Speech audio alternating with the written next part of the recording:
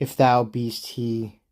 But oh, how fallen, how changed from him, who in the happy realms of light, clothed with transcendent brightness, didst outshine myriads, though bright.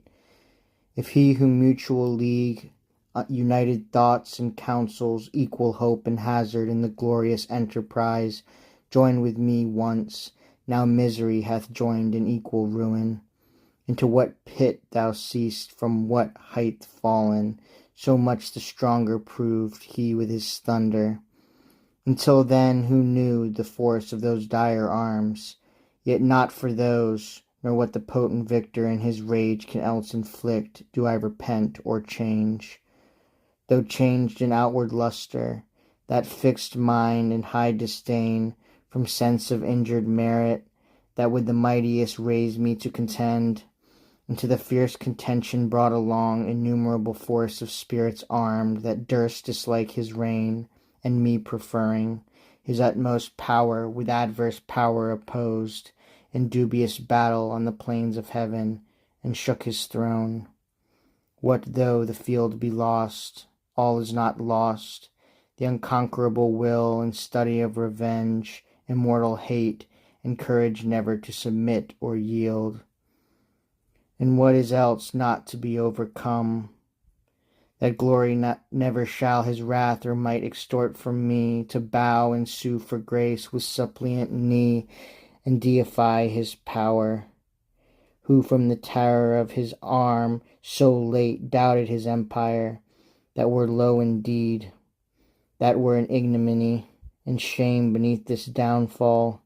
since by fate the strength of gods in this imperial substance cannot fail, since through experience of this great event, in arms not worse, in foresight much advanced, we may with more successful hope resolve to wage by force or guile eternal war, irreconcilable to our grand foe, who now triumphs, and in the excess of joy sole reigning holds the tyranny of heaven. So spake the apostate angel, though in pain, vaunting aloud, but racked with deep despair, and him thus answered soon his bold compeer. O Prince, O Chief of many-throned powers, that led the embattled seraphim to war, under thy conduct, and in dreadful deeds, fearless, endangered heaven's perpetual King, and put to proof his high supremacy, whether upheld by strength, or chance, or fate, too well I see and rue the dire event, that with sad overthrow and foul defeat hath lost us heaven, and all this mighty host in horrible destruction laid thus low, as far as gods and heavenly essences can perish, for the mind and spirit remains invincible, and vigor soon returns, though all our glory extinct and happy state here swallowed up in endless misery.